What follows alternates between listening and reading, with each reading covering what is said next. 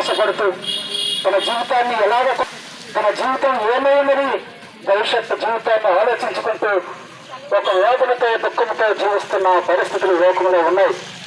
అందులో ఇలా వచ్చింది దేనికోసమే అంటే ఆయన వచ్చారు వెళ్ళారు, ఆయన సమాధి గెలిచారు అంటారు, చెప్తారు అనుకున్న మీరు అనుకుంటారు. కానీ ఈ లోకంలో మరి నిత్యత్వం కోసం ఆయన ప్రకటించి వెళ్ళారు.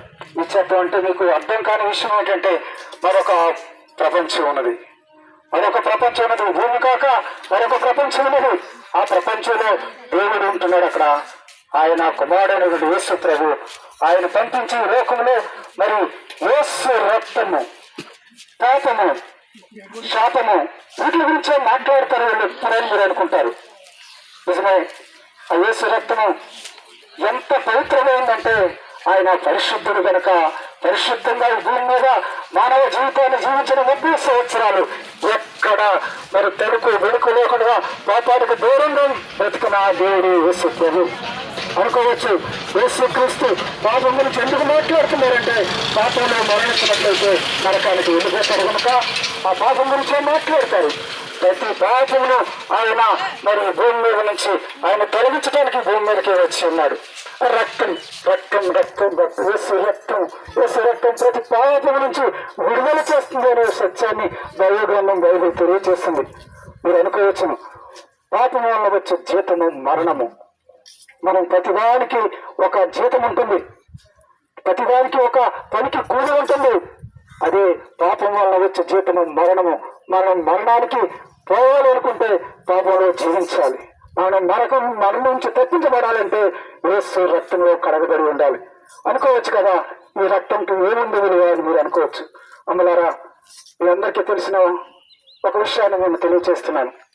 మన యొక్క దేవుళ్ళను దేవతలను మరి మనం సంతోషపెట్టడానికి, మన పాపాలను కడుక్కోవటం కోసం మరి సంవత్సరానికి ఒక్కసారి మన గుళ్ళలోకి వెళ్ళి బలులు నడిపించి మేకలను కోడులను అర్పిస్తాం. ఎందుకు అంటే రక్త ప్రోక్షణ పాప విమోచన. ఈ సత్యం మనకు తెలిసిన విషయమే. అదేవిధంగా మరి గొర్రెల రక్తం వలన, మేకల రక్తం వలన, కోడుల రక్తం వలన మానవుడు శుద్ధిపరచబడాడు. కానీ పుణ్య పురుషుని యొక్క రక్తము పరలోక రాజ్యానికి తీసుకువెళ్తాదనే సత్యాన్ని ఆ పుణ్య పురుషుడే ప్రభు అయిన యేసు క్రీస్తు 33 సంవత్సరాలు భూమి మీద జీవించి 30 సంవత్సరాలు మానవ జీవితాన్ని జీవించి ఏ పాపము చేయకుండా ఆయన రక్తాలకి పాపము సోకకుండా ఆయన నడుచుకుంటూ పరలోక రాజ్యానికి వెళ్ళిపోయిన దేవుడు యేసు ప్రభు. ఆయన రక్తం కాచారు, ఆయన శరీరం నుంచి రక్తం కారింది. ఆయన సిలువలో ఆయనకు కొట్టబడినటువంటి ఆ 3 మేకుల ద్వారా ఆయనలో ఉన్నటువంటి జీవనమైనటువంటి రక్తం అంతా కూడా వెలకపోసాడు. దేనికోసం అంటే నీకోసం, నా కోసం. ఆ రక్తాన్ని ఆయన చేసినట్టు ఆ బలియాగాన్ని ఎవరైతే విశ్వసిస్తారో, ఎవరైతే నమ్ముతారో వారందరూ కూడా పరలోక రాజ్యానికి వారసులుగా చేస్తానని ఆయనే జీవించిన కాలంలో తెలియచేసిన సత్యము. అయితే రక్తము ప్రాణం నరక రక్తం వెళ్ళగానే ఆయన మరణించిన దేవుడు సమాధి చేయబడ్డాడు.